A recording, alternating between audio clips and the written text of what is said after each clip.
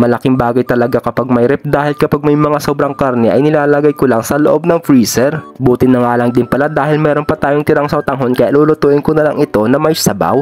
Hi guys, ngayong araw nga kakarating ko lang dito sa bahay at kanina nga bago ako mag-out sa trabaho ay namili na nga rin pala ako ng mga ibang groceries para sa ihalo ko sa lulutuin kong sotanghon dahil araw-araw nga tayong kumakain at syempre araw-araw din tayong gumagastos. Minsan ang hirap na din mag-budget ng pera dahil every month tayo sumasahod. Meron nga tayong 300 na allowance every month pero hindi naman siya sapat kasi ang estimate ko talaga na budget ko sa isang buwan ay umaabot talaga ng 500. Depende pa yan kung malakas tayong kumain dahil minsan bumibili rin tayo ng masasarap na ulam. Minsan nga iniisip ko tipirin ko kaya muna yung sarili ko pero kahit ilang beses ko nang sinubukan ang hirap palang gawin dahil kakasubo ko nga ay parang lumalala pa dahil napapalakas ang kumain lalo na kapag masarap ang ulam. Siguro nga ganun talaga kapag malaki ang metabolism mo or tambakan ng pagkain. Paki-google na nga lang din pala kung anong ibig sabihin sa Tagalog ang metabolism. If I'm wrong, charot English yarn. Pagpasensyahan nyo na nga lang din pala ako kung nakakapag-English ako ngayong araw dahil napulot ko nga lang din pala yan kanina. O siya, napapahaba na nga rin pala itong walang kwentang kwentuhan natin. Sa totoo lang talaga ang hirap mag-isip ng sasabihin kapag nagbo-voice over. Kaya wag nyo na nga rin pala pansinin yung mga pinagsasabi ko kung hindi related dito sa ginagawa ko.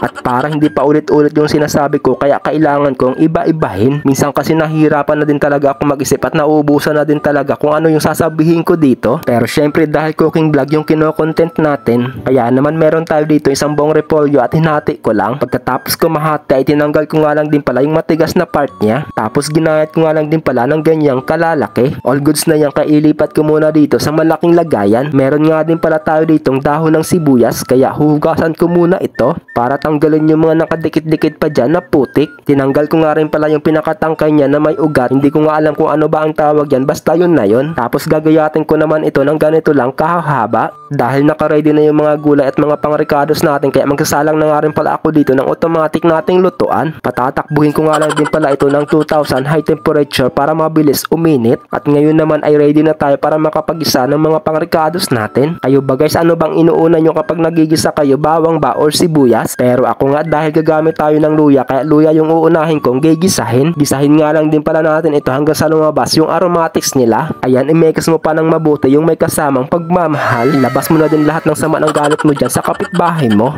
Medyo buo pa nga itong giniling na manok natin pero inilagay ko na. Hinalo-halo ko nga lang din pala ito hanggang siya ay maghiwa-hiwalay. Nung naghiwa-hiwalay na nga rin pala sila, nilagyan ko na nga rin pala ito ng 1,000 pieces na pamintang durog. Pwede naman siyang lagyan ng madami para mas mabango. Mekos-mekos nga lang din pala natin ito at huwag tayong mapapagod hanggang sa makuha natin yung consistency na gusto natin. Dahil nakuha ko na siya sa isang tinginan lang ay maglalagay na tayo dito ng tubig. Depende nga din pala sa inyo kung gaano kadami ang tubig ang ilalagay nyo. Dahil ako nga gusto ko ng madami at gusto kong humigop ng sabaw, kaya naman magdadagdag pa ako dito maya-maya. Tapos pagkalipas ng mga ilang minuto ay kumulo na din. Kaya naman inihulog ko na yung sotanghon natin. Para hindi naman masyadong mahaba, pinutol-putol ko nga ito gamit ang sandok. Tapos ilalagay na nga din pala natin dito yung mga gulay.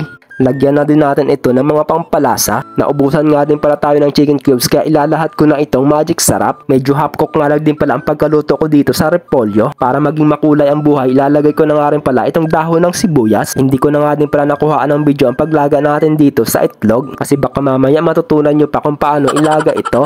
Charot lang. Finally, luto na nga din pala itong sotanghon natin with egg.